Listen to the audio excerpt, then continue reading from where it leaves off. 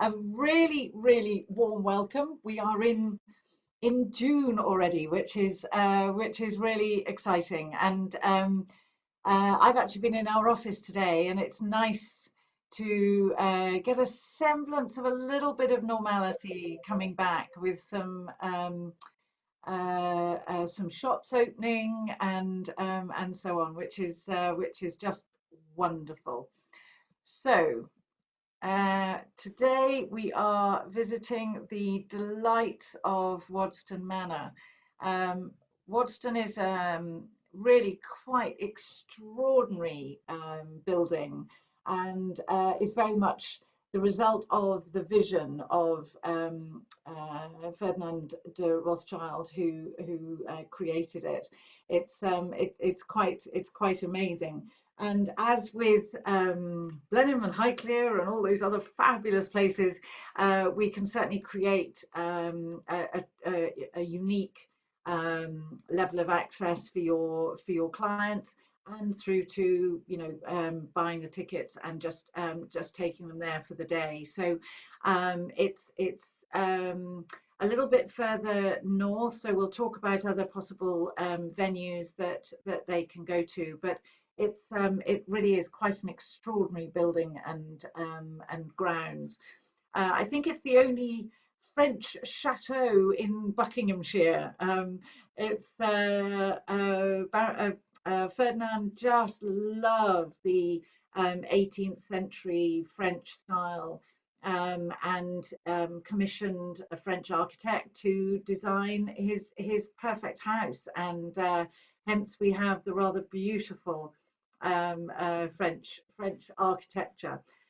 So this was the absolute dream child of Ferdinand, who the very moment he received his inheritance in 1874, set about building this wonderful creation. Now, Buckinghamshire, which is sort of northwest of London, was known as Rothschildshire because so many of them loved the area and lived around there.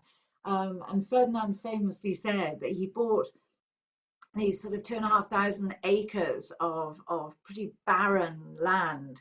And he said it was easier building the house than it was to make a beautiful parkland out of this sort of desolate area that he bought. But he did it, and we are now able to enjoy the wonderful results of what they created together. And there's a really nice mix of the French style of architecture, but quite a Victorian style of gardens.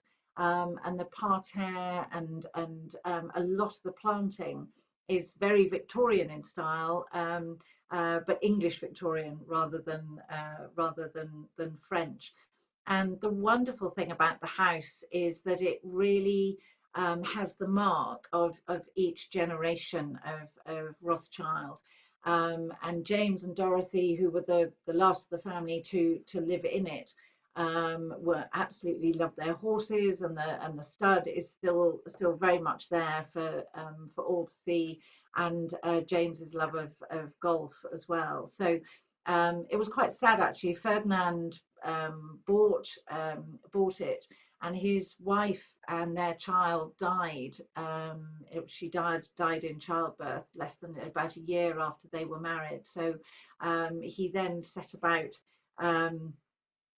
creating the life around Waddesdon, which we'll talk about.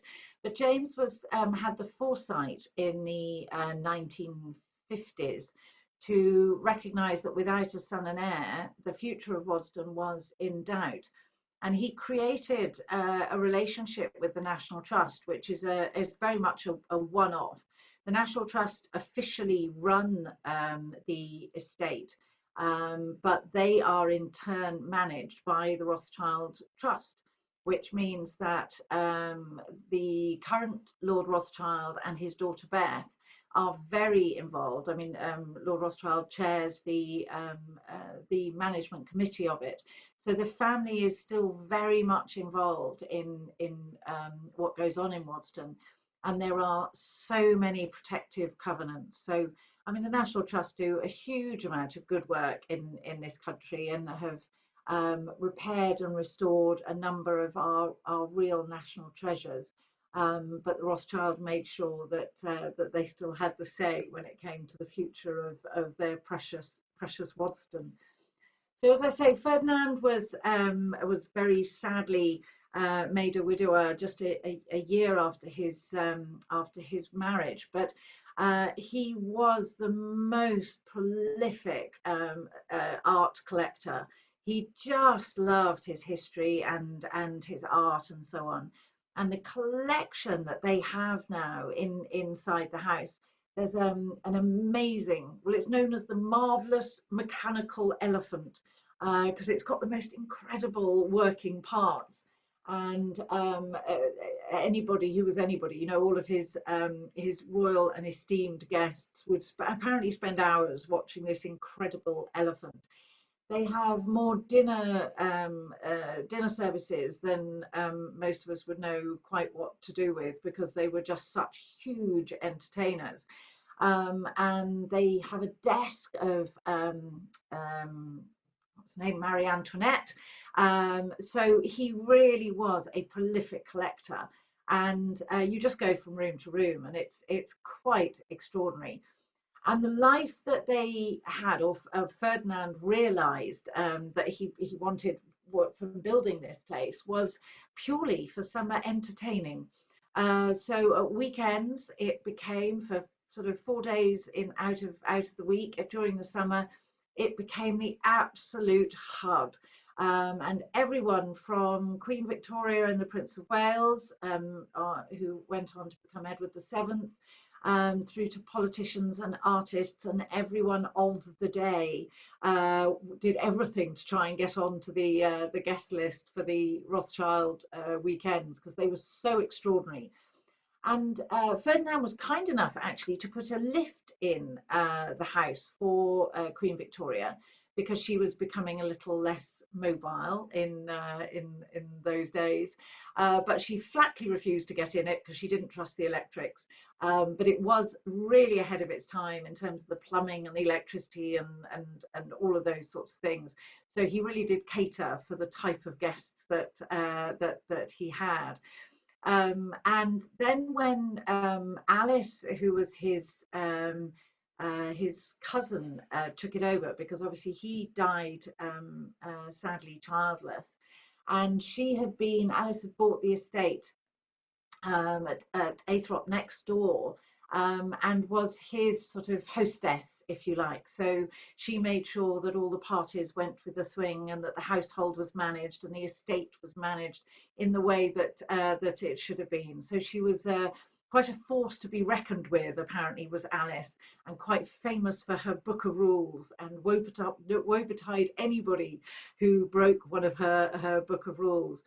But he left it to her, and it was certainly a very safe pair of hands because she absolutely treasured what he had done with the house, and she was a real collector in her own right. And what surprises many visitors when they go is that the extensive armory, I mean, there are a huge number of arms in the collection, were primarily collected by Alice, not Ferdinand. She absolutely loved it. So the arms and the gardens were her real focus. So you can almost feel the love that went into those gardens as you walk through. They are quite magnificent. And as you can see, I mean, this is quite glorious. The picture on the top right is the dining room, and it is set today as though he was having a lunch party for 24 of his closest friends or 23 of his closest friends. It's absolutely beautiful and very reminiscent. If you've been to Versailles, you'll certainly recognise that. And there is Marie Antoinette's desk in the bottom right, and the chandelier in the green dining room is a recent acquisition. This is the lovely thing about Waddesdon. It's got everything through the ages, and that was an addition in just 2003, so only 17 years ago, which is just wonderful. So you've got the old and the new. and we'll come on and talk about their wine legacy, which is quite extraordinary. And the wine cellars are beautiful. Somebody's put a lot of thought into making those well worth a visit. And it's just glorious when you approach it from every angle, as you can see. It's absolutely magical, almost slightly fairy tale like in its design. It really is just lovely. So the grounds are an absolute must, and I think most people you'd speak to who know Waddesdon well say that it takes almost 4 to 5 days worth to really make the most of it. The gardens and the parterre are absolutely stunning and were restored in again about 15 years or so ago. They had lost a bit of their splendour, but no more. And the walks are beautifully designed, and it doesn't matter if you're, age 10 and full of energy, or aged 80 and fancy something a little bit more sedate. There is something for everyone.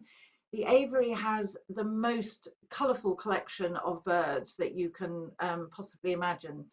I'll have to be honest, not going too close to that because I do have a little bit of a bird phobia, but I can stand back and admire what they do.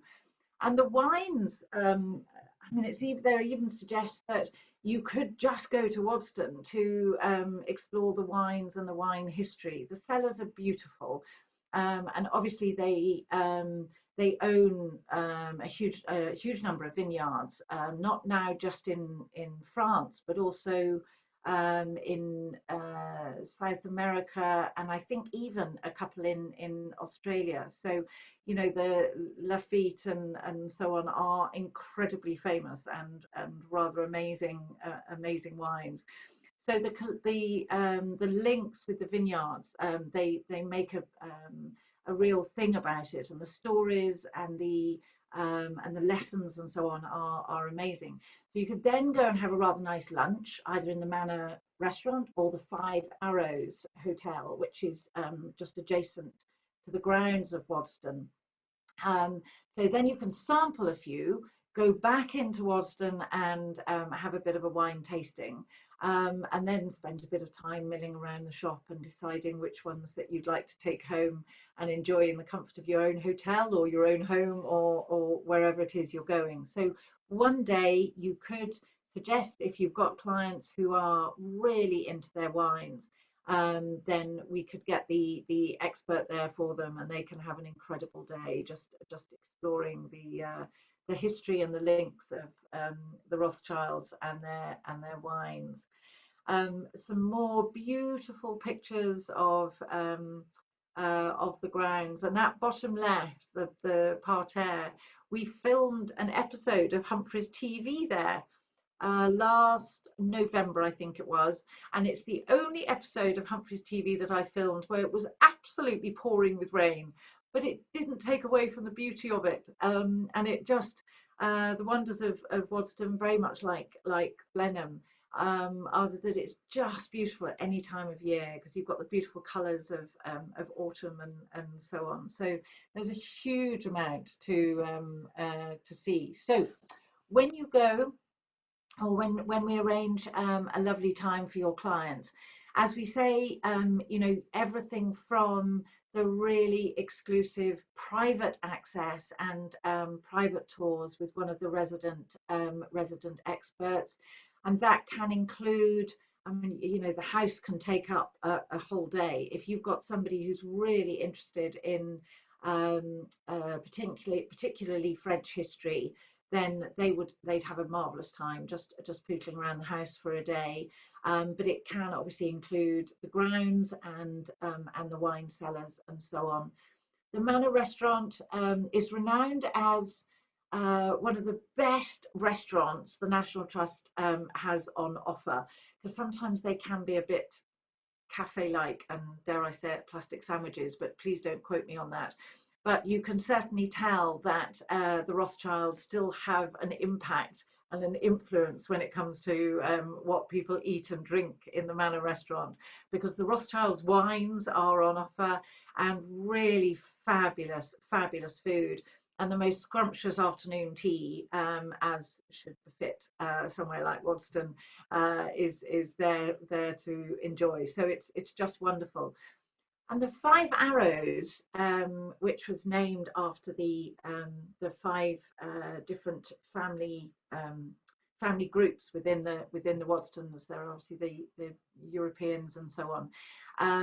The Five Arrows is a very sweet little hotel. It's got about 16 or so rooms, right on the on the edge of the estate, and it's a very sweet place to stay. So for clients, I mean, we always recommend it for clients who really want to do the full Rothschild and Waddesdon experience and want to spend more than a day there. They serve Rothschild's wines, funnily enough, and the food is great. It's not absolute ultimate five-star luxury, but it's beautifully done, and it is luxurious. It's just not huge, I guess, is probably the best way. But it's certainly perfect location-wise, and the food and wine is just great. So we had to share some of the beautiful flowers that sadly nobody will have seen this springtime, which is a real shame, because those gardeners really do put some work into it. And that picture there, you can see one of the many wonderful sculptures. Those are all wine bottles, which is rather glorious. So as I say, Buckinghamshire it's sort of northwest of London, so just about an hour or so from London. Very easy to get there. And then if your clients can easily, obviously, get back into London, it's perfectly doable in a day. Or they could stay at the Five Arrows, or head down to Henley or Marlow. Oxford is just an hour or so away. And if you've got a bit of a wine lover, then there are some really fabulous vineyards, because um, the Chilterns are on the same chalk stream as the Champagne region, amazingly. So there are some wonderful vineyards if there's a wine connoisseur, or head up to Bletchley Park. Again, we can create the itinerary around it, but Waddesdon certainly deserves a day in its own right. So this is an idea of an itinerary, but as we say, obviously it's all flexible, and we will build it around your clients. So we make sure that they see the stuff that they really want to see and really want to enjoy. And again, giving you a sort of guideline of price, including chauffeured car to and from London. You can offer the sort of slightly more sort of simple guided tour of the house and the grounds, through to the ultimate really glorious opportunity of a private visit. So again, all sorts of different levels depending on the interests and passions of your clients. Now you can tell that Lisa added this because we had to talk about Christmas. And actually in 2019, Waddesdon was voted as the best stately home at Christmas, because their light display was so extraordinary. The Christmas market is magical. And because it is slightly fairy tale in design, it does lend itself to really being illuminated absolutely beautifully. So it's well worth including in a Christmas itinerary for any of your clients. And here are some more of those fabulous pictures, and the little Christmas chalets and so on. They really do go to town, and they did deserve that award last year, that's for sure. So there's more to be seen, as always, on the Facebook page and on the website and the YouTube channel and so on. So please do have a look. But happy to answer any questions if you have them.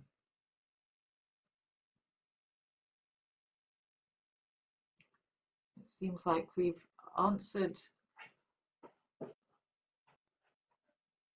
all of the questions going through. Well, as always, we will send you through the details and the links and so on, so that you've got all of that information to enjoy.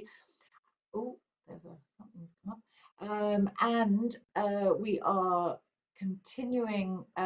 Thank you, Anna. That's lovely. Much appreciated.